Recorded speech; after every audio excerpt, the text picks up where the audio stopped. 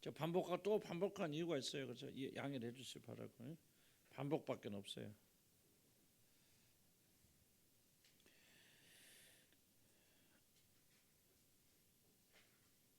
자, 그러면 이제 우리 거절감의 이제 큰 이제 이슈 중에 하나서 일과 거절에 대해서 조금 밑에 우리 17페이지 한 5번째 줄부터 봅시다. 이러한 거절은 모든 영역에서 일어나고요. 특히 현대인들은 자신들이 하는 일로부터 심한 거절을 경험한다.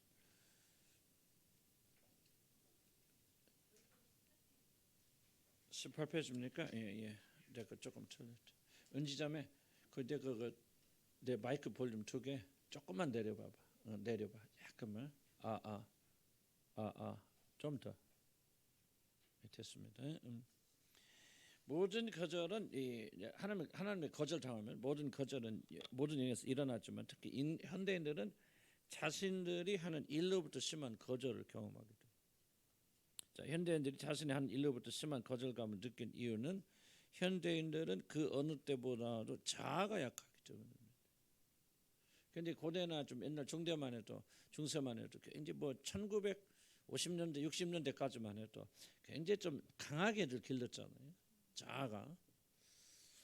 그런데 이제 이게 현대로 들어오면서 근대로 들어오면서 이제 이 자아가 굉장히 병약해지는, 자기가 존재하지 않고 그냥 어떤 성공이라고 하는 것에 좀 사회에 맞춰 들어가면은 그때 자기가 강한 어떤 그렇게 좀 된 것 같아요. 그래서 외모에 특히 이제 2000년대 넘어가면서 사람들 좀 외모에 관심 갖고 속사람 내면의 자유는 별로 그렇게 관심 갖지 않는. 그래서 뭐 왜냐면 직업이나 그런 것도 굉장히 뭐 가수들이나 춤추는 사람이나 좀 이렇게 좀 외적으로 그렇게 잘하는 것에 집중해 오고 있기 때문에 이 속사람의 건강에는 거의 신경 쓰지 않는 그런 독특한 그런 세대가 되어졌다, 그런 생각이 되어집니다. 그래서 사람의 어떤 그런 실제적 강함은 환경이나 그의 위치가 아니라 속사람의 강건함에 달려 있기 때문에 자기가 매우 약하여진 현대인들은 더 큰 두려움으로 우리 고통을 당하게 된다. 이게 무슨 말이냐 하면 여러분 진짜 그 사람의 어떤 강함은 뭐예요? 환경이나 어떤 그 사람의 어떤 신분에 달려 있는 게 아니고 그 사람의 속사람에 달려 있거든요. 그래서 그 성경이 속사람을 굉장히 이제 강조하고 있단 말이에요. 왜 이것이 중요하냐면 성경은 시대를 초월한 하나님의 말씀이기 때문에 2010년이랄까 2020년이랄까 1100몇 년이 됐든지 간에 인간에게서는 똑같아요. 인간의 강함은 아무리 시간이 변하고 세상이 변화해도 그대로 환경과 위치에서 나오지 않아요. 그 사람의 속사람. 성령의 능력으로 속사람을 강건케 하소서. 이 말은 2000년 전에 쓰여졌지만 지금도 동일하게 하는 거예요. 왜? 인간은 동등하기 때문에, 동일하기 때문에 그때는 지금에는. 근데 지금 사회는 그게 아니고 겉사람의 강함이 곧 잘난 것이 겉사람에 관한 것이 외모 이런 것들이 더 중요하다고 여겨지는 사회가 되어 있기 때문에 사람들은 뭐야? 점점점 속사람은 약하여지고 그 다음에 외적인 것, 자기가 하는 일의 성공이 굉장히 자기의 모든 걸 존재를 결정한다. 그렇게 이제 믿어지는 이 사회가 되어져 있기 때문에 사람들은 일로부터 거절감을 심하게 느끼게 되어집니다. 코로나 사회가 특별히 가져다는 큰 특징 중에 하나가 뭡니까? 이 빈부의 격차가 현저하게 심해지고 있다는 거죠. 우리나라뿐 전 세계적 현상입니다. 그래서 돈 있는 사람은 우리 같은 사람 뭐 별 영향이 없지만 그러나 뭐 우리 나가서 일을 해도 뭐죠. 지금 여러분들 서서히 좀 피부를 느끼죠. 틀린 외국 같은 더 심해지거든요. 근데 이러면 이 코로나 시기가 돼가지고 제일 돈 많이 든 사람 말하면 미국의 아마존 뭐 조이스 누군가 이름도 기억 안 나요. 그분은 뭐 이 코로나가 시작돼 갖고 그 사람의 재산이 46조인가가 불어났대요. 46조가 얼마나 모르겠어요. 46조가 불어났다. 그러니까 돈 있는 사람들은 코로나를 통해서 지속적으로 돈을 많이 벌게 되고 그다음 뭐합니까? 이제 돈 없는 사람 지속적으로 그렇게 좀 약화된 이 양극화된 그런 시간 속에서 어떤 현상이 일어나게 되냐면 결국은 웬만큼 잘하거나 금수저를 물고 타고난 사람이 아니면은 일로 성공하기는 거의 불가능한 시대가 되었고 그리고 이제 가난하거나 별로 직장이 없는 사람들은 지속적으로 참 죄송한 표현이지만은 노예처럼 사는 시대가 되어졌어요.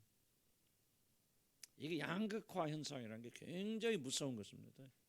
무서운 것이어서 돈 있는 사람이 돈 없는 사람 노예처럼 부리게 되어지는 그런 사회가 이미 되어졌고 이건 더 갈 것이다. 그러니까 아무리 뛰어나게 잘하는 사람들도 결국은 옛날처럼 자기가 능력이 있어서 그렇게 성공해서 자기가 드러낸 일은 거의 불가능하고 있기 때문에 일로서 자기 자신을 입증하기는 굉장히 어려운 시대가 되어졌다. 자, 이게 이제 이중적 저주죠. 왜?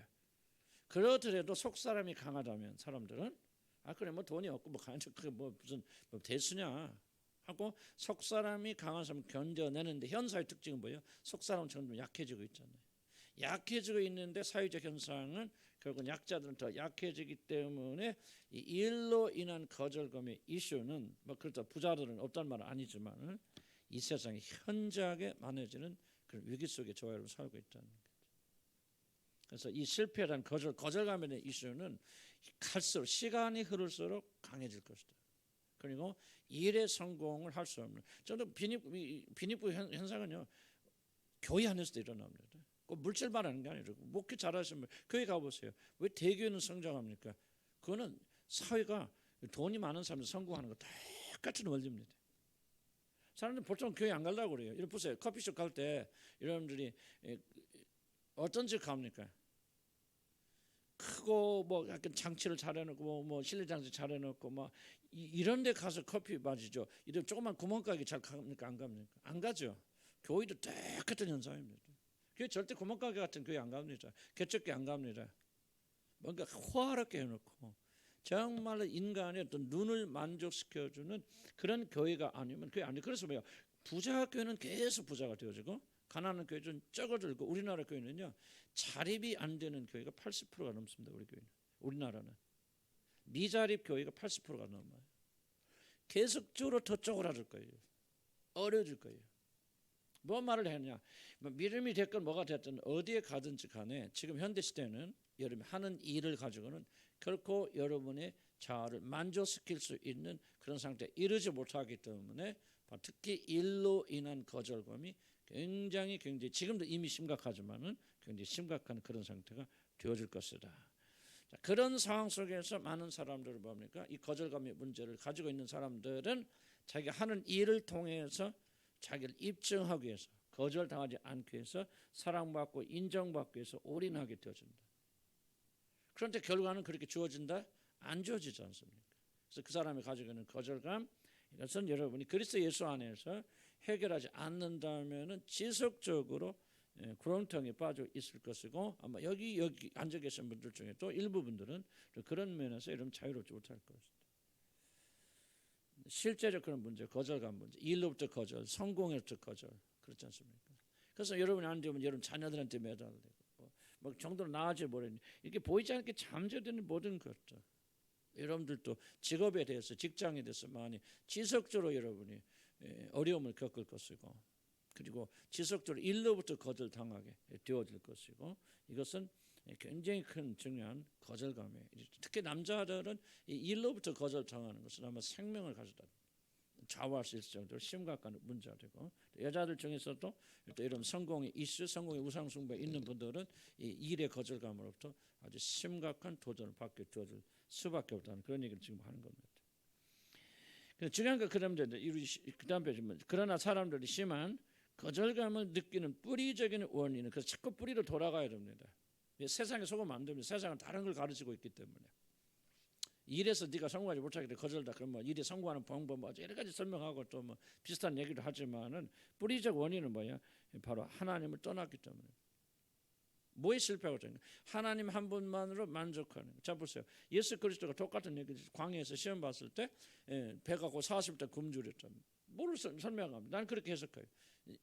예수 그리스도 우리를 대표해서 어떤 자를 대표하느냐? 굶주리고 그리고 실패하고 연약한 병약한 사람들 대표해서 우리 주님이 이러면 시험을 받으셨다는 그렇게 생각합니다. 그럼 뭐를 요구합니까? 이 돌을 떡을 먹어서 너는 네가 하나님의 아들 되면 만족하고 그리고 네가 하나님의 아들 되면 증명하는 거죠. 예수는 거절하죠. 왜? 거절은 이유가 있습니다. 아무리 배불리 먹어도 아무리 성공하여도 아무리 자기가 하는 일이 넘쳐도 결코 나는 나 자신은 그걸로 만족한 존재가 아니라. 굉장히 중요한 겁니다, 여러분. 내가 돌을 말했지 맞다. 떡으로 망했어요. 내 모든 배고픔의 문제, 허기짐의 문제, 굶주림의 문제, 거절의 문제 다 해결하고 해서 아무리 배불리 먹어봐도 나는 만족할 수 없다. 왜? 나는 그런 존재가 아니니. 나는 떡으로 사는 존재가 아니라 하나님의 입에서 나오는 하나님의 말씀으로, 그러니까 나의 영혼을, 굶주린 영혼을 만족시킬 수 있는 것은 하나님의 입에서 나오는 하나님의 말씀, 그리고 그분 자신이지 이 땅에서 나오는 것은 아니다. 다 거절하지 않습니다. 나는 굉장히 지금 이 문제가 이 안에 담겨져 있다고 생각해요. 여러분 왜 거절감의 문제로 여러분 힘들어하십니까?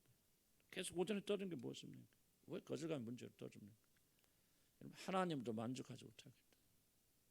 그렇다면 이 세상의 모든 걸 다 가져가고 돌을 떡으로 만들어서 배 터지게 먹어도 여러분 결코 만족한 존재가 아니에요. 만족할 수 왜? 그걸로 만족할 수 있는 존재가 아니기 때문에. 근데 어리석은 자들은 뭡니까? 그래서 성경이 그들을 어리석다고 말하는 거죠. 어리석은 자들은 계속해서 떡을 먹고 만들어 먹고 또 먹으면 배부를 거라고 생각해요. 그래서 이사에서 뭐라 합니까? 어찌하여 너희는 배부르게 하지 못할 양식을 해요. 은을 달아주면 그렇게 수고하는. 그게 누구한테 하는? 바로 여러분들한테 하는 얘기하니까. 여러분 그게 다 해보세요. 여러분 막 성공해서 막 집 한 10채 100채 사보세요. 만족하고 배부른지. 여러분 자녀들 성공해서 이 대한민국에서 제일 유명한 사람 돼보세요. 만족할지.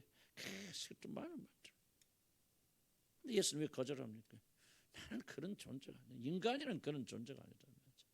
인간은 사람들이 주는 거 먹고 사는 존재가 아니다. 사람들이 주는 칭찬과 사랑과 인정받고 만족하는 존재가 아니다. 나의 만족 오직 하나님의 입에서 나오는 말씀, 그분 자신만의 만족이다. 사단아 물러가라 말이지. 그럼 이게 바로 오늘 우리들에게 주시는 중요한 말씀이거든요. 수없이 들어도 여러분들이 깨닫지 못하는 분들 계세요. 어쩔 수 없어요. 참 안타까워. 근데 그런 사람만 그런 게 아니라 어떨 때 보면 나도 모르는 사이에 깨어서 경계하지 않으면 나 지금 뭐 하고 있는 거야 내가? 이해갔어요? 이런 일들이 많이 일어납니다. 말씀 기억해야 돼. 말씀 기억해야 돼. 일로부터 만족을 얻은 자는 지속적으로 거절당하게 되어집니다. 일을 통해서 인정받고 사랑받고 사람들이 정말 우리가 훌륭한 사람이야, 괜찮은 사람이야. 여러분 그렇게 해보세요. 여러분 지속적으로 뭔가 계속 먹어야 되고 채워야 되고 계속 다른 사람들 칭찬과 인정 끊임없이 받아야 되고 그거 끊어지면 확 떨어지는 거죠. 그러자 우리가 회개하고 돌아오고 하나님 한 번으로 만족해 보세요. 세상 사람들이 주는 것과 같지 않은 신령한 음식으로 먹어보세요. 참된 만족과 기쁨 거기서 나오죠. 그런데 인간이 또 욕받잖아요. 그래서 또 말씀과 또 회개하고 나가는 거죠. 정말 나는 하나님 말씀대로 가면 만족하지 않은 사람 없다고 생각이 돼요. 저도 좀 많이 보여주고 싶은데 저도 좀 부족해서 그걸 못해서 참 죄송해요. 그러나 좀 하나님 말씀대로 살아가면 우리에게 참된 행복과 만족이 다 거기서 온다. 그래서 하나님 말씀을 무시한 자는 어리석은 자들 1차적으로 이세 어리석은 자. 수없이 얘기해도 여러분이 원치 않으면 어쩔 수 없어요, 여러분들. 계속 그 길로 가는 거, 죽음의 길로 가는 거. 그건 나도 못 막고 하나님도 못 막고 하나님도 안 막으십니다. 왜? 충분한 말을 전해주고 있기 때문에. 아멘. 아멘. 하나님을 떠나. 그래서 하나님께 돌아가자. 그래서 만족하자. 하나님 말씀으로 채우자. 그러면 여러분들 세상의 고통, 거절감의 고통으로부터 여러분 벗어날 수 있다. 자, 밑에 쭉 내려오면은 거절감에 벗어나려면 거절당하면서부터 오는 두려움의 본질을 잘 이해해야 됩니다. 하나님과 단절되었을 때 일어나는 가장 두려움의 본질은 무엇보다도 이 세상의 모든 도전 혼자 힘으로 감당하기 때문에 이러한 두려움입니다. 자, 그러니까 뭐요? 무엇가 두려움을 인간의 어떤 마음이 두려움을 불러올까요? 혼자 하는 독립의지, 하나님 없이 자기 혼자 스스로 하려고 하는 이것이 바로 두려움을, 거절감, 두려움을 가져다. 두려워하는 사람이 있어요. 어떤 사람은 겁이 많아요. 여러분도 지켜보면요. 왜 그 사람 겁이 많냐면요. 보면은 굉장히 독립, 자기 마음, 자기 원하다 하려는 의지가 강한 사람일수록 놀라. 그렇죠. 내가 할게. 그럼 그 사람 용기가 두려움이 없어야 되잖아요. 그런데 보면 그 사람들 제일 두려워합니다. 하나님께 하나님 믿고 내려와서 그냥 매달리는 사람 안 두려워합니다. 어린 아이들 보세요. 어머니 품에 있는 어린 아이 두려워요, 두려워하지 않습니까? 두려워하지 않죠. 왜 두려워하지 않습니까? 제가 아무것도 할 것이 없다, 못한다 알기 때문에 그래요. 그러니까 어떤 아이들은 두렵습니까? 자기가 뭔가 자기 힘으로 하려고 하는 자는 두려워요. 나도 여러분들 지켜보면 굉장히 이 사람 왜 이렇게 겁이 많아, 이렇게 두려워, 뭐가 붙을까 뭐 할까 봐 하는데 그 사람의 성격적 특징이 있습니다. 그런 사람들은 무엇이든지 다른 사람 말 잘 안 들어요. 자기가 하려고 그래요. 그러니까 하나님도 자기 삶 속에서 제거하는 거죠. 하나님 뜻대로 하기보다는, 하나님께 맡기기보다는 뭔가 내가 살려고 하는 독립의지가 강한데 내가 혼자 하려니까 이게 두려운 거죠. 아까 죽음에서 잠깐 얘기했거든요. 지난번에 얘기했지만 죽음은 뭡니까? 이 온 우주 앞에서 온 우주를 홀로 살아가는 두려움이에요.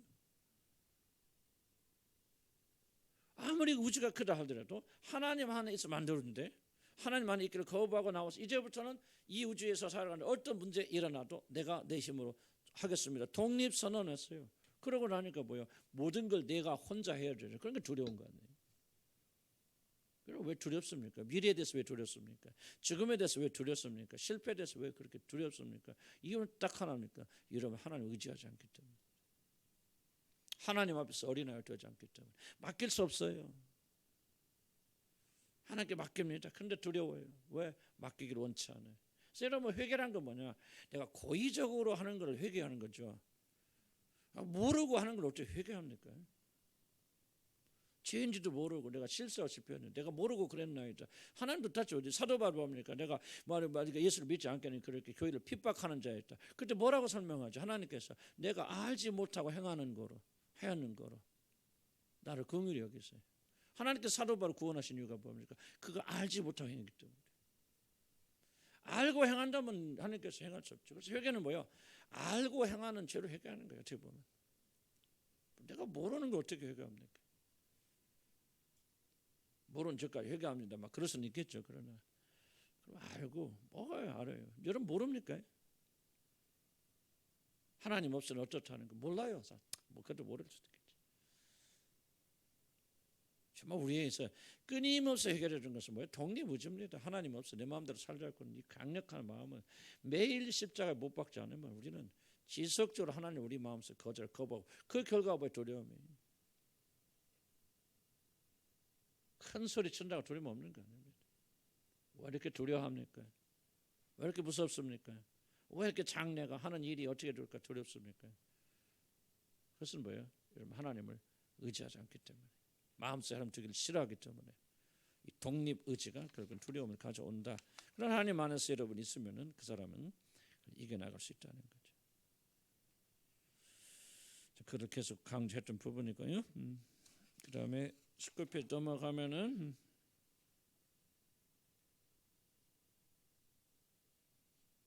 쭉 그런 얘기입니다. 그럼 체험적 공포 볼까요? 아버지 좀 살펴보시고 체험적 공포.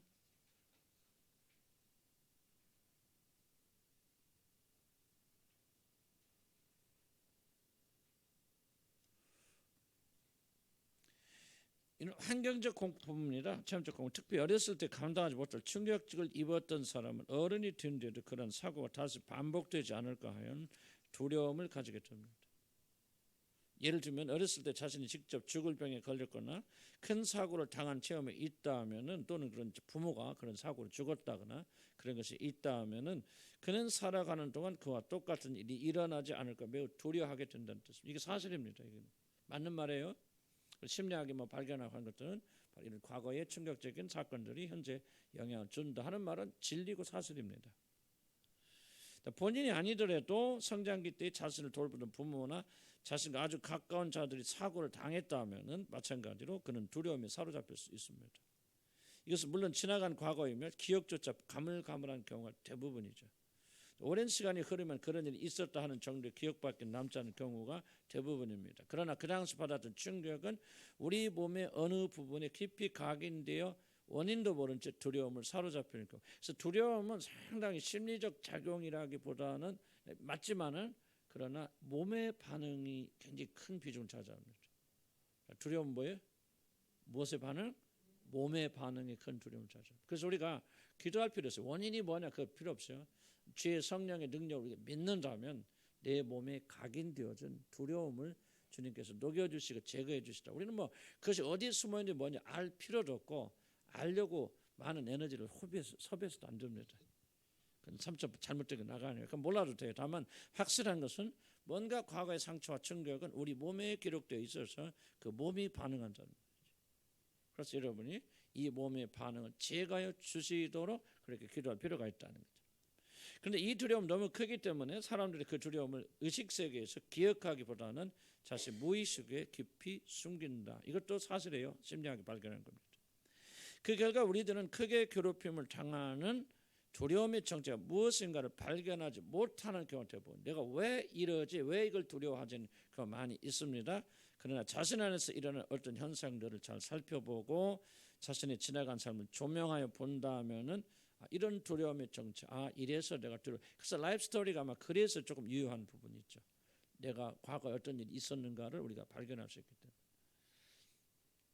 예를 들자면 자신의 건강을 잃을지도 모른다는 두려움, 자녀들이 어떻게 될지 몰라 과민하게 반응한 것 뒤에는, 우리 자녀들이 아파서 어떻게 될까 하는 반응한 뒤에는 충격적인 그런 사별이나 이런 부모나 누가 아파서 죽었다, 사고로 죽었다든지 하는 충격적인 사별이나 사고에 대한 공포가 남아있을 수 있습니다. 물론 이것은 지나간 과거에 일어난 일이고, 그리고 또 여러분이 직접 그걸 경험하지 않았더라도 또 한 가지 가능성은 뭐죠? 여러분이 부모가 그런 경험을 하였는데 그런 두려움 속에서 여러분을 기른다면, 양육했다면은 여러분들은 그런 충격적 사건을 경험함이 없어도 똑같은 두려움을 물려받을 수 있습니다. 자, 이건 사실이에요. 이게 영향이 없다 할 말은 거짓말이고 실제 강력한 영향을 줄 수 있다는 거죠. 물론 이것은 지나간 과거에 일어난 일이고 다시 반복되어야 할 이유가 없는 것들입니다. 우리들이 논리적으로 조금만 깊게 생각한다면 우리들의 두려움이 얼마나 근거가 없는 것을 알게 됩니다. 주목해 보세요. 이게 굉장히 중요한 부분입니다. 그런데 이것을 논리적으로 생각한다면, 자 보세요. 여러분의 어머니가, 아버지가 병으로, 물론 유전병이라면 그럴 가능성이 있겠지만은 우리가 다 무시하자는 얘기 아니에요. 그러나 그렇게 사고로 죽었다고 해서 반드시 내가 너 사고로 죽어야 된다는 게 논리적이에요, 비논리적이에요? 아주 비논리적입니다. 아버지가 나하고 다른 사람, 물론 그 영적인 거라면 영향도 줄 수 있고 그래요. 그렇긴 하지만은 여러분 두려움에 휩싸여 있게 되어진다면 굉장히 그것은 논리적인 사고가 아니죠. 특별히 우리는 뭐예요? 그리스도 예수 안에서 새로운 운명을 받았잖아요. 그렇죠? 그리스도 안에서 새로운 창조물이 되었고 새로운 피조물이 되어졌기 때문에 우리는 아버지 어머니의 운명을 반드시 답습해야 될 필요가 없는 사람. 물론 유전적인 기질이라든지 성품이라든지 사실은 이런 것들을 더 많이 신경 써요. 그건 전해져 오기 때문에. 그러나 뭐 사고 났다 뭐 했다 죽을 수도 있고 또 그런 악한 영들이 있어서 공격할 수도 있어요. 그래서 우리는 대비할 수도 있지만은 우리 그것 때문에 지나친 두려움을 가질 필요가 없다. 가질 필요가 없다는 것은 뭐예요? 그런 몸에 기록되는 감정을 생각하지 않고 그대로 우리가 받아들이기 때문에 그렇다. 그래서 이것을 무너뜨리려면 뭐 해야 되냐면은 아까 오전에 강조했지만 지각에까지 새롭게 하심을 받았기 때문에 이걸 자꾸 논리적으로 이 감정을 분석하고 분해해야 됩니다. 과연 우리 아버지가 이렇게 죽었다, 우리 어머니가 이렇게 큰 사고를 당했다 할지라도 나도 똑같이 그런 일을 당해야만 할 것인가? 그렇게 당한다고 하는 것이 올바른 논리인가? 물론 악한 영들이 있고 그런 공격이 있을 수 있어서 조심해야죠. 그런 그 부분 제외하더라도 이것이 옳은 것인가? 그런 아버지가 나는 나인데 뭐요? 구분하지 못하죠.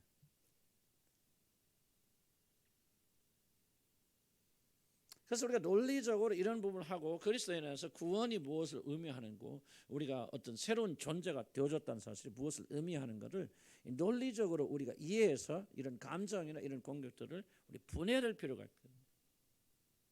그러나 이걸 하지 못하게 되어주면 그냥 감정이라는 것은 그것이 진실인 것처럼 우리를 오도하는 그런 성향이 있기 때문에 그냥 우리도 모르게 빨려 들어가서 아주 진실로 받아들이는 경우들이 굉장히 많다는 거죠. 그래서 우리 충격적 사건이나 과거 이런 것들은 그래서 자꾸 주님께서 주시는 생각과 진리의 말씀을 가지고 이성적으로 우리가 분해하고 분석하고 그리고 진리에 근거한 결론을 내려야 된다고 말이죠. 이해가지 무슨 말인지? 왜 많은 사람들이 당하게 되나 생각하지 않기 때문에 그렇죠. 그리고 구원이 무엇인가 우리가 생각하지 않아요. 구원을 통해서 내가 구원받았다는 것이 얼마나 놀라운 역사 이미 일어났고 예수 그리스도 안에서 전혀 새로운 존재가 되었다는 사실을 우리가 받아들이지 않고 믿지 않기 때문에, 그래서 여러분들이 두려움, 과거였던 두려움이 그대로 답습해 나가고 어떤 그런 현상이 일어난단 말이에요. 우리 아버지가 뭐 옛날에 어머니가 뭐 심장병으로 돌아가셨는데 내가 요즘 심장이 덜렁덜렁해.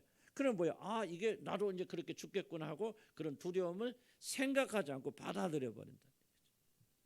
물론 그 일이 우리에게 영향을 줄 수도 있고 그 일을 통해서 사단이 죽음의 영이 우리를 공격할 수 있지만은 그걸 뭡니까? 우선 1차적이에요. 생각하라는 얘기죠. 얼마나 그것이 불합리한 사고인가? 얼마나 그것이 근거 없는 생각인가? 지금 여러분의 자녀들에 대해 두려움, 왜 두려워합니까? 여러분 자녀들도 지금 여러분이 그대로 여러분의 운명이 자녀들에게 답습들이라고 믿고 있기 때문에 그런 거 아니에요? 이해갑니까? 그러니까 쓸데없는 두려움이 막 일어나죠. 내가 옛날에 막 이렇게 살았는데 우리 막 아들도 딸도 이렇게 될 거야 하고 그대로 밀어버리기 때문에, 그래서 그런 느낌이 들 때마다 뭐 해야 되냐면 우리 생각해야 된다. 나는 나고 우리 딸은 딸이고 우리 아들은 아들이잖아요. 그렇죠? 그러니까 그렇기 때문에 달리 살아야 되고 달리 사는 게 정상이죠. 똑같이 사는 게 정상이 아니잖아요. 물론 우리가 지속적으로 우리가 믿지 못하고 두려워하니까 이제 그런 영향이 갈 수 있죠. 사실 오히려 그런 것 때문에. 그러나 우리들이 반대지 거꾸로 생각을 아니다. 이거는 하나님께서 우리가 하나님을 믿기 이전에 그런 일이 일어났다 할지라도 하나님을 나의 받아들여 예수를 나의 구주로 받아들이며 내 모든 운명이 예수 그리스도로 새롭게 떼어졌기 때문에 우리는 새롭게 살아갈 권리가 있고 그리고 새롭게 살아갈 수 있는 능력이 있고 우리는 새롭게 살아갈 존재들이라 믿고 그렇게 주장하고 그렇게 나간다면 이거는 다른 삶을 살 수 있다고 하는 것이 바로 논리적인 사고 아니에요? 근데 사고가 사로잡혀 있게 되어지면은 우리 그냥 두려움을 이기는 방법 중에 하나는 가장 강력한 방법은 생각하는 거예요. 따라합시다. 두려움을 이기는 방법. 생각하는 것이다. 그러니까 생각하지 않으면 그냥 밀고 들어요. 생각해야 돼요. 그래서 성경에 생각하고 사고하는 말이 그렇게 많이 나오지 않습니까? 생각해서 다르다는 사실, 우리는 다른 운명을 걷고 있다는 사실, 내가 예수를 만나기 이전과 이후에 모든 나의 운명과 이 삶은 전혀 예수 그리스도와 다르다는 사실을 우리 지속적으로 믿고 선포 그대로 살아가야 됩니다. 나는 결코 과거가 힘이 없다든지 저는 과거에 여러분 부모들 해야 했던 그런 악한 영들이 존재하지 않는다든지 나는 그걸 말하고 있는 거 아니에요. 아무리 여러분이 그것을 받아들인다 할지라도 뭐를 믿지 않으면 예수 그리스도 안에서 우리가 다르다고 하는 사실을 믿고 사고하지 않는다면 여러분이 저항할 수 없다는 거죠. 그게 두려움으로 되고 두려움을 사로잡혀. 지속적으로 믿잖아요. 그렇죠? 내 남편이 이렇게 됐으니까 우리 아들도 우리 딸도 뭐 그 나이 되면 죽을 거야. 물론 우리가 조금 공격은 예상할 수 기도할 수 있겠죠. 그러나 두려우면은 이미 안 되는 거예요. 두려워하면 이미 이미 기도 끝나죠. 두려워하면 하나님 역사하지 못해요. 앞에서 지난번 강조했지 않습니까? 두려움을 왜 제거해야 됩니까? 두려움은 믿음과 반대로 하나님 역사하실래? 역사하실 수가 없어요. 그러니까 논리적으로 생각하는 것은 모든 걸 긍정적으로 보라 그런 말이 아니에요. 부정적으로 보고 두려움을 할 수 있지만 그 두려움은 우리가 컨트롤할 수 있는, 공격할 수 있어, 그렇게 될 수도 있어. 그러나 우리는 다른 존재고 예수 그리스도 안에서 얼마든지 운명을 바꿀 수 있고 이거는 잘못된가 이렇게 바꿔나가야 두려움을 이겨나가면서 이 믿음이 역사할 수 있는데 지속적으로 생각하지 않으니까. 그래서 나는 여러분 기도하는 것도 중요하지만 좀 생각하라고 내가 강조하는 이유가 그거거든요. 아니 두려워하면서 그대로 부정적인 걸 믿으면서 뭐를 기도합니까? 안 되는 거예요. 그래서 뭐 해야 되냐? 우리가 자꾸 사고하고 생각해야 된다는 거죠. 진리에 따라 사고하고 생각하는. 그러면 우리가 이겨나갈 수 있다는 거예요. 자, 그래서 중간 부분 다시 한번 강조합니다. 새 사람을 입었으니 이는 자기 창조하신 이 형상을 따라 지식에까지 새롭게 함을 받은 자니라. 우리는 구원받은 하나님의 자녀들이고 그렇기 때문에 동시에 우리들은 새로운 지각과 이성을 부여받은 자. 이걸 믿어야 돼요. 아멘. 이걸 안 믿으면 안 됩니다. 지각은요, 지각 믿으면서 시작되어지는 거예요. 내가 새로운 지각까지 새로움을 받은 자다. 그럼 나는 똑같은 사건이지만 새롭게 생각할 수 있는 능력이 있다는 사실을 믿음으로 믿고 그리고 그렇게 사고하고 시작해야 됩니다. 이 믿음이 없이는 사고할 수 없어요. 믿어야 돼요. 뭐가 말할게? 성경이 그렇게 말했잖아요. 너가 누구냐? 이미 구원받아 하나님 자녀라면은 이미 너는 지각에까지 새롭게 하심을 받은 자예요. 그렇게 뭐예요? 주의 말씀은 그러니까 새로운 지각을 받았으니 어떻게 하라는 거야? 새롭게 생각하라는 거예요. 여러분 믿음은요 진리와 분리되면 믿음이 아닙니다. 성경에 기록됐고 하나님 그렇게 말씀하셨기 때문에 가능한 거예요. 그거를 믿는 거예요. 성경에 기록도 안 되는데 내가 막 믿는 거 아니에요. 성경 뭐라고 말합니까? 너는 예수 그리스도 안에 새로운 존재가 됐어. 새로운 존재가 되었다는 사실이 무엇을 의미하는지 아느냐? 너는 이미 지각에까지 새롭게 하심을 받은 자야. 너는 새롭게 생각할 수 있어. 그러므로 그 믿음을 가지고 두려움이 올 때 새롭게 생각하라 이거예요. 여러분 아멘 하시기 바랍니다. 그럼 여러분 깜짝 그렇구나. 새롭게 생각이 되어집니다. 여러분들.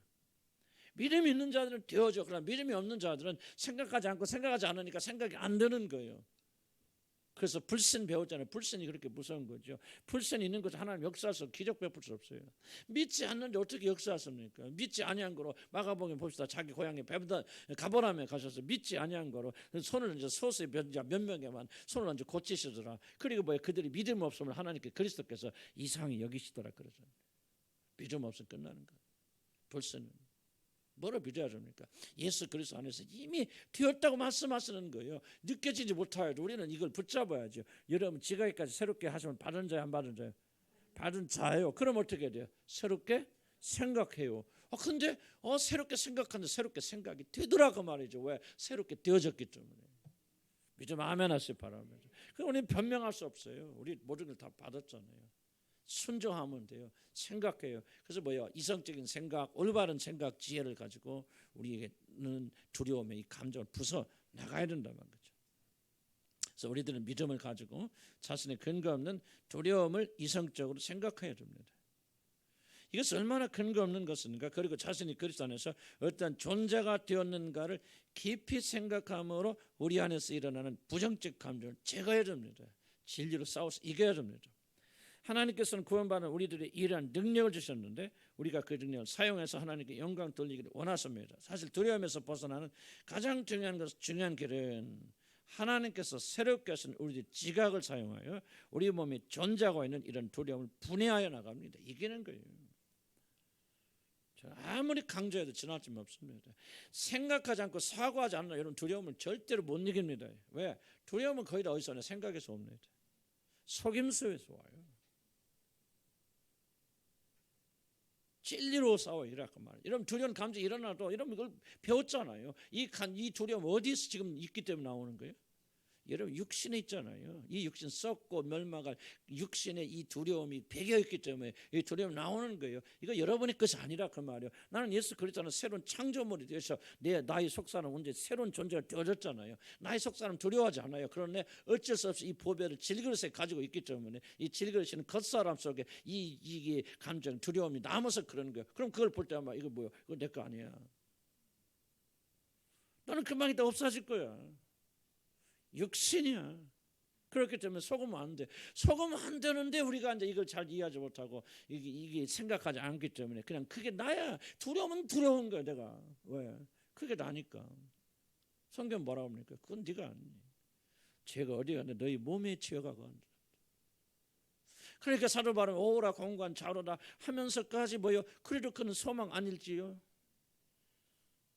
우리 주 예수 그리스도 안에서 결코 정죄함이 없다. 왜? 죄가 말해 내 속사람이 거하면 우리가 용서받지 못하죠. 또 우리가 심판받게 해서 그러나 너희 죄와 연약함이 다른 데 거하는 거 아니라 없어지고 멸망받은 육신에 거하는 거예요. 그 안에 살 때까지 네가 좀 고통하겠으나 그러나 주님 오실 때 그 육신은 다 불에 다 없어져 버리고 새 몸, 새 육신을 주시는데 그런 죄가 없는 그런 육신이잖아요. 갈등 없죠. 이런 식으로 우리가 자꾸 생각해 나가야 되거든요. 그러니까 두려움 올 때 그 두려움은 누구의 두려움이에요? 나에게 속한 거 아니에요. 육신에 속한 거예요. 멸망받을 거예요. 잠깐 있다가 사라질 거예요. 자꾸 생각하라 그 말이죠. 근거 없다 그 말이죠. 예수 그리스도 나에게 주님이 됐고 새로운 존재가 됐고 새로운 피조물이 되어졌는데 물론 조심은 해야 돼. 내가 뒤에서도 약간 설명하지만 아주 무시하는 게 아니죠. 우리가 그거를 조심할 부분이 있어요. 그러나 조심하는 것과 두려워하는 건 다릅니다. 지혜를 가지는 것과 두려워하는 건 전혀 다릅니다. 지혜를 가지고 조심하면서 우리는 경계하고 대비하지만은 두려워하면요 이건 무장해제돼 아무것도 못합니다. 내니 두려워하지 말라 그러지만 두려워하지 않고 그 다음부터 뭐가 일이 가능한 거 아닙니까? 그래서 우리는 이 믿음을 가지고 나가기는 선한단 말이죠. 자, 우리가 죄를 지었을 때 사단이 우리를 빼앗은 게 뭡니까? 사단이 도둑질한 게 뭐예요? 난 이게 생각해요. 뭐를 결박해서 나는 사단이 지금 믿고 있는 사용하는 사단의 가장 강력한 무게가 뭡니까? 난 이렇게 생각합니다. 결박된 지식이라고 생각합니다. 그래서 하나님의 백성들이 뭐가 떨어지냐? 하나님의 말씀 이해하고 그것을 받아들이는 능력이 현저히 떨어집니다. 이거 회복해야 돼요. 그리스도께서 사단을 정복했기 때문에 이기셨기 때문에 사단이 믿는 무게 여러분이 지각이 묶여버리면요 여러분 그 사람 아무것도 못합니다. 믿음 안 자라요. 나의 백성이 지식이 없어서 망한다 그랬죠. 열심히 없어서 망하는데 안 그러셨으면 지식이 묶여버려 지식이 결박돼 버리면 그 사람 결코 아무 것에서부터 자유로울 수 없어요. 생각이 바뀌어야 돼요. 사고가 바뀌어야 돼요. 성령 역사하면요 이게 명료해집니다. 사고가 밝아집니다. 이해합니다. 아 그렇구나 이건 그렇구나 이렇게 뭐할까 1대1 1은 1 더하기 1은 1이구나 합리적으로 사고할 수 있는 사고의 구조가 생기고 다 보입니다. 그런데 사단에게 사로잡히면요 1번으로 드러나는 현상이 뭐냐면 생각지 못해요. 앞뒤 딱 막혀버립니다. 그러면 당하게 되어졌어요. 그래서 우리는 항상 이 부분을 기억하고 사단으로부터 결박당해서 누구 와서 풀어주셨어요? 주님 와서 풀어주셨습니다. 그러므로 우리는 자유로운 사고할 수 있습니까 없습니까? 있어. 이 믿음을 가지고 자유롭게 사고하시기 바랍니다. 처음은 안 될지 몰라요. 지속적으로 해나가면 이러면 사고가 자유롭게 풀어지면서 이러면 이제 보입니다. 아 이게 사단의 생각, 하나님의 생각, 이건 어리석은 생각, 가짜 내가 또 속았구나. 감정에 속았구나. 이게 나인 줄 알았구나. 슬픈 감정이 올라오니까 내가 슬퍼하는 거 그렇게 생각한 거 아니에요. 역시 나를 속이고 도둑질하는구나. 그렇게 생각해 보세요. 이 감정을 쫓아내지 않습니까? 우울할 때 말이죠. 우울할 때 많은 사람들이 왜 그냥 우울증에 걸립니까? 우울한 감정이 내 거라고 받아들인다 그 말이죠. 이해가죠? 우울한 감정이 오지만 이건 내가 아니잖아. 나는 새로운 존재가 되어졌다. 나는 이것에 발목길 사람이 아니다 말이지. 그러면서 뭐 하는 자가 다 지배하고 다스리고 정복하는 자가 되어진다. 무엇부터 출발돼야 된다? 생각에서부터 다스려야죠. 마귀의 생각. 거짓말은 어디로 옵니까? 거짓말 뭘 통해 와요? 생각 통해 오지 않아요 거짓말. 자, 그다음 공포 봅시다. 나머지 안 읽은 부분은 좀 여러분들 시간 없어 그러니까 나머지 읽어보시기 바랍니다. 공포, 포비아. 이건 조금 심리적인 겁니다. 이 부분은. 그래서 특정한 것에 대한 공포, 태어난 기질이나 후천적 환경에 의해서 만들어진 특정한 것을 향한 정도를 지나친 두려움이 정도를 지나친. 예를 들면 뱀, 거미 같은 특정한 동물이 그런 거 있죠? 여러분들 그런 있을 것 같아요. 그런 것들. 곤충을 두려워한다든지 높은 것을 오를 수 있는 고소공포증. 이런 막 20층 30층 올라간다 막 떨어져 죽을까 막 보고 모르는 그런 사람 있어요. 못 올라가는 사람. 그리고 그다음에 또 뭐니까 예를 들면 밀실 공포증 같은 거니까 방에 갇혀 있고 문을 닫고 있는 사람들 숨 막혀 죽을라.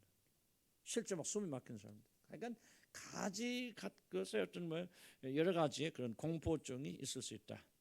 근데 이 부분은 중요한 겁니다. 영적이라기보다는 심리적이고 환경적인 것 때문에 사실 이것은 전문인들 이것이 심하게 괴롭힘을 당하고 있다 하면은 이런 전문인을 찾아갔습니다. 목사님이 가지 마세요. 이 부분은. 자, 특히 우리 그리스도들이 알아야 될 것은 뭐냐? 이러한 공포를 지나치게 영적화해서는 안 된다는 것. 이거 굉장히 중요한 얘기입니다. 많은 분들 이걸 굉장히 영적화합니다. 특히 이제 그 이단이나 이런 것들 하는 분들. 그래서 여자들이 남자들에 비하여 징그러운 것을 잘 참지 못하는 이유는 대개 여자들이 그렇죠?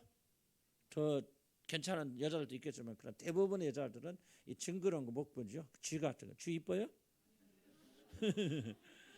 쥐 기르는 사람도 있더라고요. 집에서. 돼지도 기르고. 진짜 이해가 안 가지. 이해가 안 가. 어떻게 돼지를 기르고 뱀도 막 기르고 막 뱀하고 같이 잠자고. 이거 완전 짐승들이. 이러면 그런 거 없겠지. 자, 봅시다. 그래서 여자들이 남자들이나 예민하게 지음받았기 때문에 그래요. 이건 전혀 이런 믿음과 아무 상관이 없습니다. 그들의 믿음이 남자들보다 약하기 때문은 아니고 우리는 이러한 차이를 단순히 남녀 간의 특징의 차이로 받아들여야 됩니다. 어렸을 때 뱀을 보고 놀랐거나 비유가 약한 사람은 어른이 되었어도 뱀을 보고 무서워하거나 역겨워합니다. 그렇죠? 이게 정상이에요. 이거는 영적하지 마시기 바랍니다. 중요한 것은 이것은 그 사람의 영적 상태는 아무런 상관이 없다는 사실입니다. 우울증 할 때도 많이 다뤘습니다. 우울증이 있다고 해서 그 사람이 반드시 영적으로 열등하고 문제가 있는 사람은 뜻이 아니에요. 우울의 기질이 있다고 하는 것이. 그건 타고난 거예요. 선천적이고 후천적 거의 선천적입니다. 그러니까 우울의 기질이 있는 사람은 그런 것 때문에 고민할 필요 없어요. 나는 믿음이 부족해서 그런가 전혀 믿음과 상관이 없는 부분이에요. 상당히 좀 자유를 우리에게 주었죠. 저도 우울에 굉장히 강한 기질이 있습니다.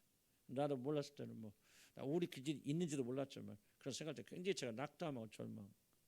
그렇지만 우울의 기질이 있다고 하는 것은 결코 영적으로 형편없다는 뜻이 아니에요. 다만 우울증에 사로잡히는 건 문제죠. 마찬가지입니다. 이렇게 두렵고 뭐 하는 거, 뱀인 보고 뭐 하는 것을 전혀 두려워서는 안 되고 그것이 영적으로 약하기 때문에 그런 것은 아니다. 그 사람의 영적 상태와 상관이 없다. 이러한 것에 집중하면 그 사람의 신앙의 본질은 참된 믿음에서 벗어나게 되어집니다. 이런 잘못된 공포 때문에 그래서 특정 동물에 지나친 영적 지위를 주어서는 안 됩니다. 무슨 뜻입니까? 예를 들면 뱀이나 또 용 뭐 그런 것들 그래서 사단의 상징이라든지 귀신들이 들어가 있는 무서운 동물이라는 생각을 방치하면 나중에 뱀을 영적 동물로 받아들이고 그것을 섬기는 무서운 결과가 올 수도 있습니다. 그래 많이 저도 이제 전에 일했던 거기서도 아주 특이하게 이런 걸 많이 강조하고 뭐 옷에 뭐 이상한 뭐 꽃만 그리고 있어도 뭐 이상한 귀신 달라붙는다 막 그런 얘기도 많이 하고 뭐 나는 그때도 사실 잘 안 믿었지만은 이게 사실 뭐 이게 바로 사람을 통제하는 겁니다. 뱀이 징그러운 건 사실이지만은 뱀이 귀신입니까? 그런데 그렇게 믿는 사람이 많습니다. 용 그러면 용이 뭐 중국은 전부 용이죠.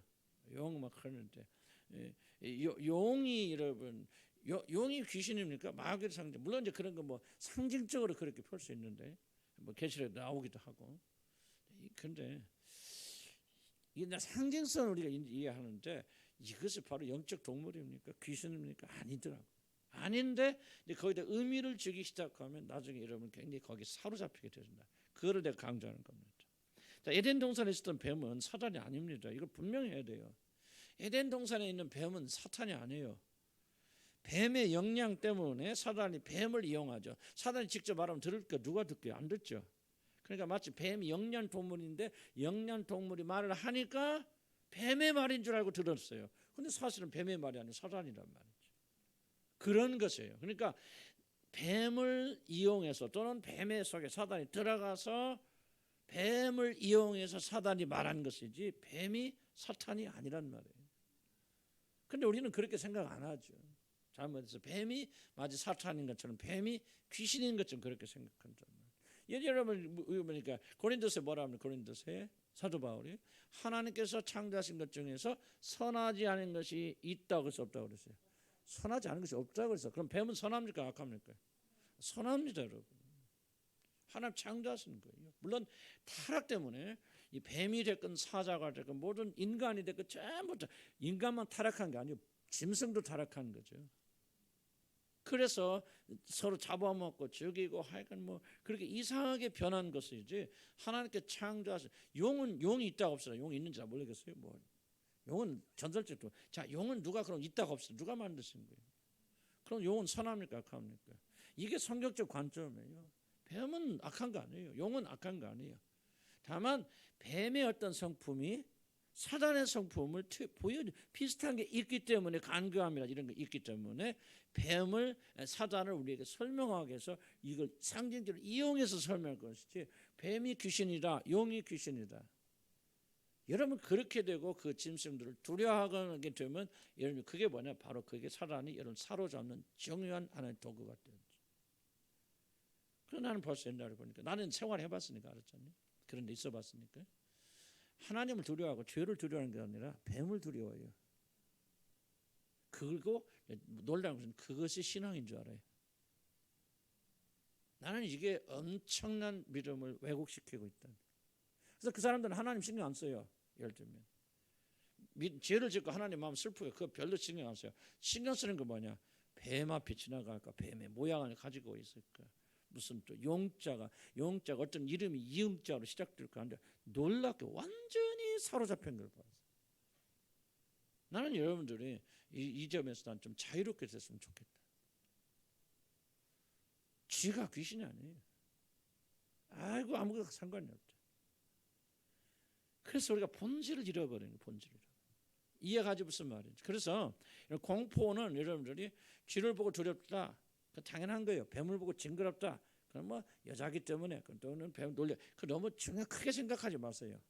다만 조심할 것은 영적하지 마시기 바랍니다. 영적하면은 여러분 신앙의 본질은 굉장히 이상하게 비틀어집니다. 여러분 용 그림을 안 보고 용 그림을 안 그려놓으므로 여러분 구원받습니까?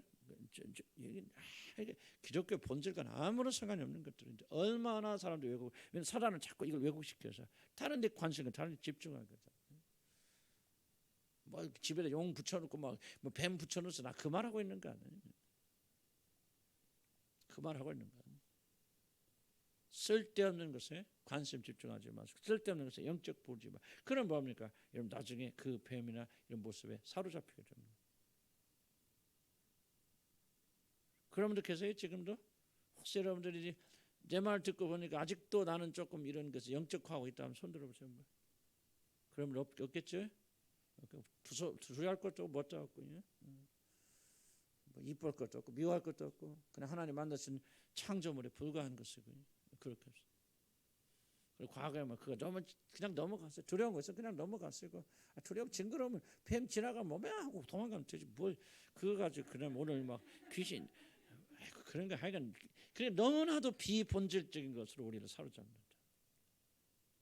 난 그렇게 생각해. 그러니까 막 절 앞에 지나가면서 도도도도 나 그랬잖아. 옛날에 양천에 있을 때는 어디 막 점쟁이집 앞에 들어가 막 떨떨떨 떨고 그래서 혹시라도 귀신 들어가. 그러니까 이게 완전히 뭐가 없어지냐면요. 하나님의 경외가 없어지고요.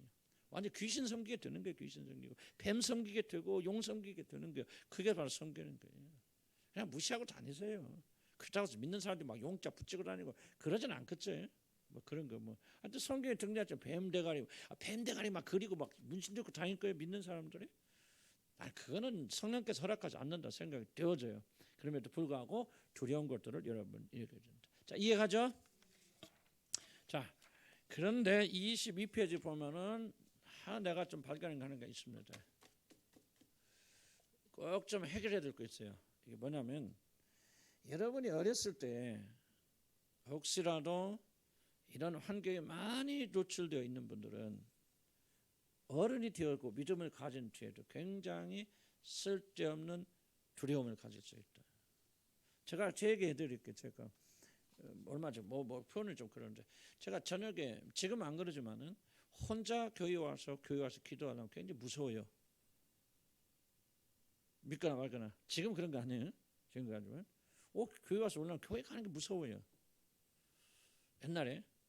그럼 도대체 왜 그럴까? 참 희한하다. 교회 절찬 아버지 집에 기도하러 오는데. 근데 뭔가 혼자 교회 가면 무섭고 두렵고 가기 싫거든요. 또 좀 무섭잖아요. 목사가 교회 기도하려면 좀 무서운 생각이 든다. 그죠? 근데 가만히 생각했을 때 그때 하나님께 깨닫게 해주시는 거죠. 그게 뭐였냐면 내가 우리 그 어렸을 때 제가 다녔던 자라났던 교회가 성광교회인데 그 성광교회가 뭐냐면 절이었어요. 일본의 그 유명한 호국절, 그래서 전쟁에 나가서 죽은 사람들을 위패하거나 모셔놓는 호국사였어요. 호국사. 그 각 도시마다 하나씩 일본 외정 때. 그때 우리 교회에 있었는데 해방되면서 그걸 우리가 샀어요. 그 사가지고 절을 다 헐어버리고 거기다가 교회를 지은 거예요. 하고 매일 듣는 얘기가 뭐냐면은 집사님들이 기도하러 가면 그냥 개다짝 소리가 계속 따닥따닥 어렸을 때 계속 그걸 듣는 거죠. 또 어쩌면 기도하는데 그냥 피아노 위에 어떤 여자가 발가벗고 발라당 누워있고 그건 일본 여자들이 춤을 추고 맨날 그런 얘기를 듣고 자란 거예요. 그러니까 이게 나는 몰랐어요. 근데 나중에 어른이 됐고 믿음을 가진 뒤에도 교회에서 기도하려면 등골이 오싹한 거예요. 무슨 말이 가시죠? 그래서 내가 깨달은 거예요. 만약 여러분이 혹시 어렸을 때 이런 이야기나 환경에서 많이 자라났다면 굉장히 하나님과 친근을 이해하는 데 굉장히 어려움이 있겠다. 무슨 말 이해가 갑니까? 굉장히 되게 숨어있는 하나님 그런 것들. 그래서 아마 어렸을 때 받은 상처들, 벌써 어렸을 때라든지 뭐가 여러분 교회에서 상처 받은 사람들은 굉장히 교회에 적응하기 어렵습니다. 많은 술 참여해도 요즘 좀 많이 극복됐죠?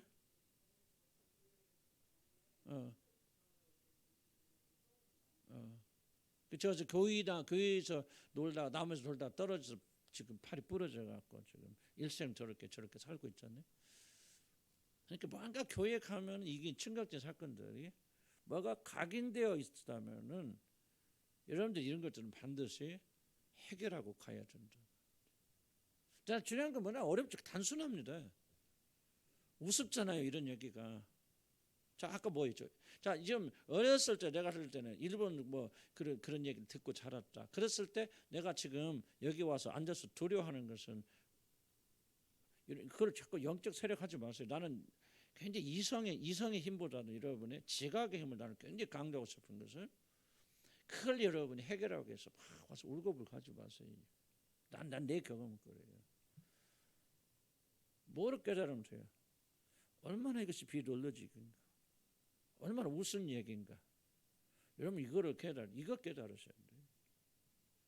나는 그래서 아까 그 이성의 힘으로, 이성이 표현이 좀 그렇지만은 우리 깨달음을 가지고 우리가 이런 것을 분해한단 말 했잖아요. 나는 이걸 내가 체험했기 때문에.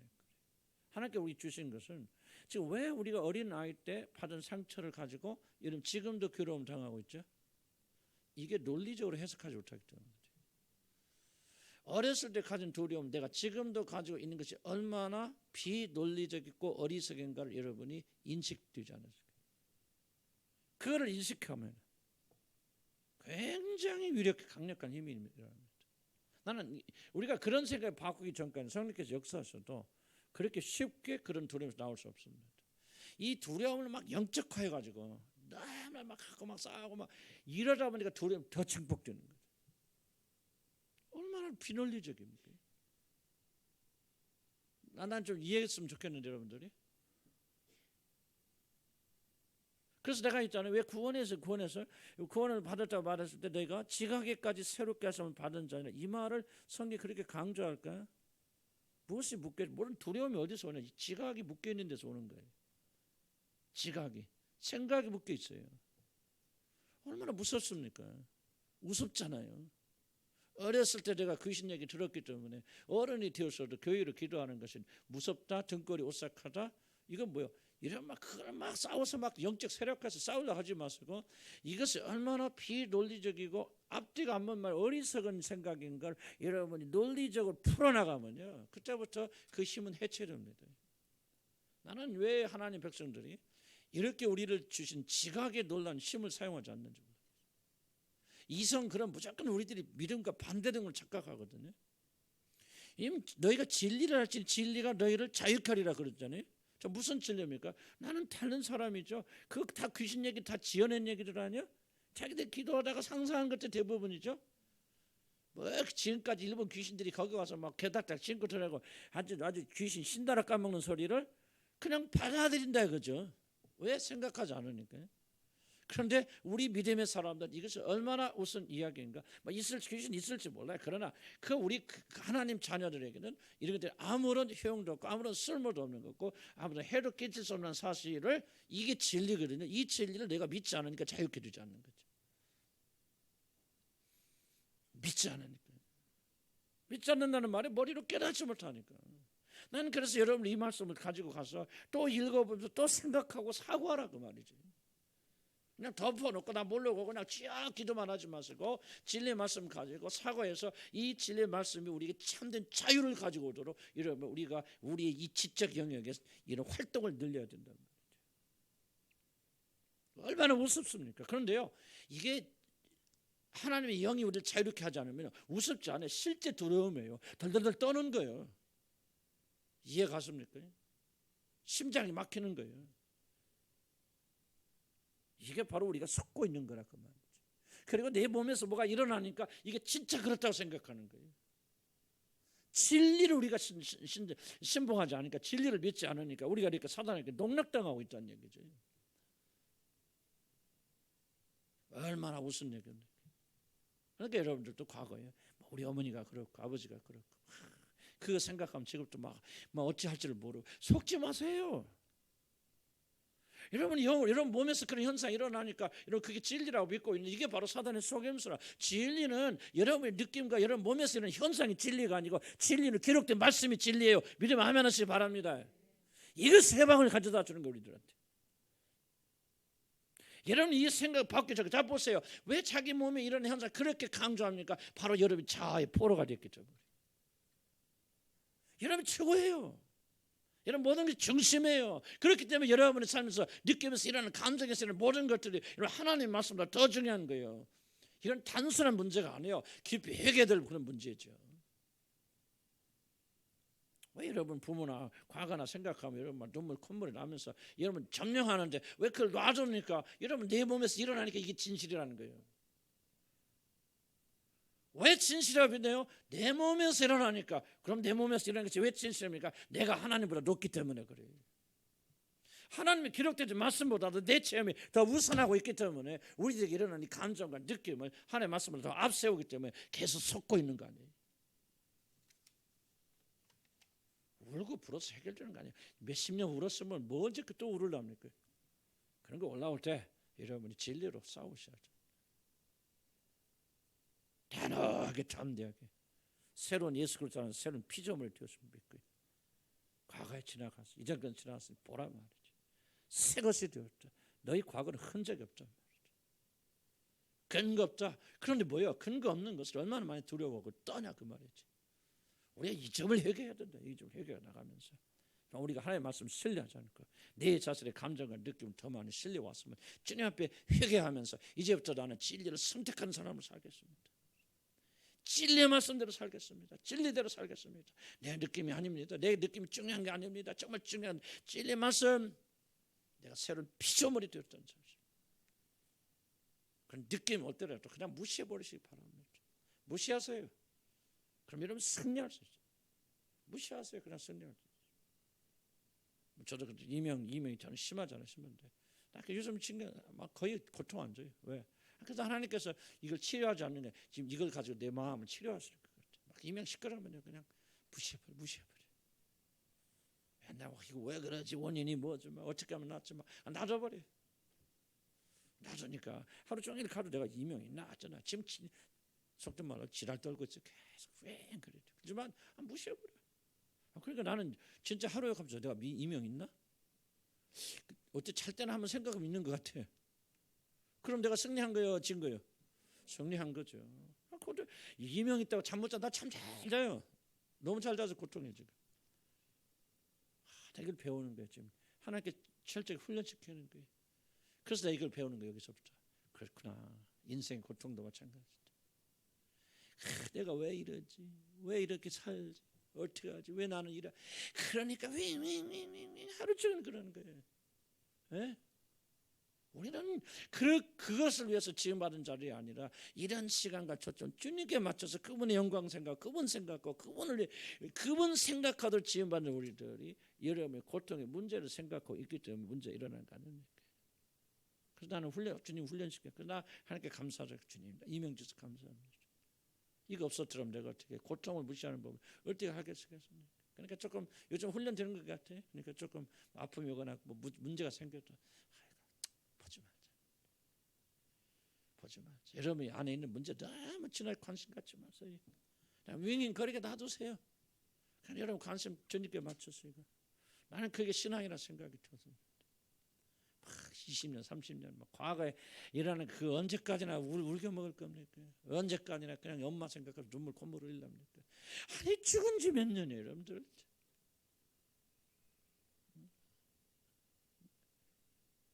어저께 우리 아시는 분한테 자기 아버지 죽었는데 몇십 년 돼도 아직도 생각하면 우리 그런 분들 계셔서 내가 그런 얘기하잖아요.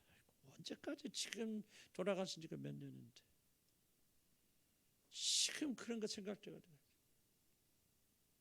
고통이 올 수 있어요. 그러나 여러분 기억하시기 바랍니다. 그럼 우리 감정의 느낌이에요. 중요한 얘기는 이겁니다. 여러분 느낌과 감정은 하나님의 말씀대로 권위보다 더 큰 권위를 여러분 자신이 주지 말라 이겁니다. 믿으면 아멘 하시기 바랍니다. 나는 고통을 죽을 때까지 없앨 수 없다 생각해. 내가 배운 거는 죽을 때까지 부인할 수 없어요. 고통 옵니다. 과거 생각하면 아파요. 그런데 중요한 거예요. 권위를 부여하지 말라 그 말이죠. 우리의 권위는 누구밖에 없어요. 기록된 말씀 하나님밖에 없고 기록된 말씀밖에 없다. 나는 과거를 부인하라. 과거에 아무런 고통도 다 그 말하고 있는 거 아니에요. 왜 과거가 우리를 주장합니까? 보내자 그 말이에요. 아멘. 엄마 아빠 보내자 이 말이에요. 죽은 사람 보내자 그 말이에요. 우리 넉넉 그렇게 할 수 있다. 왜? 그리스도 예수 안에서 우리는 새로운 피조물 됩니다. 이전 것은 지나갔다 말이에요. 새로운 피조물이다. 나는 우리 엄마의 딸이 아니고 우리 아버지 딸이 아니라 말이에요. 과거에 실패했고 과거에 여러분 실수하고 실패했고 뭐 죄도 지었고 그래요. 그러나 여러분 언제까지나 그거 붙잡고 살랍니까? 언제까지 그거 회개하고 살랍니까? 질문이 그거 언제까지 그거 붙잡고 좀 다음 단계를 가줄 거 아니에요. 또 아들이나 딸이 안 되면 내가 그것 때문에 그러니까 언제까지 물고 늘어지나. 이제 우리는 거기다 권위를 주지 말고 기록된 말씀 하나님께 두자. 아멘. 기도합시다.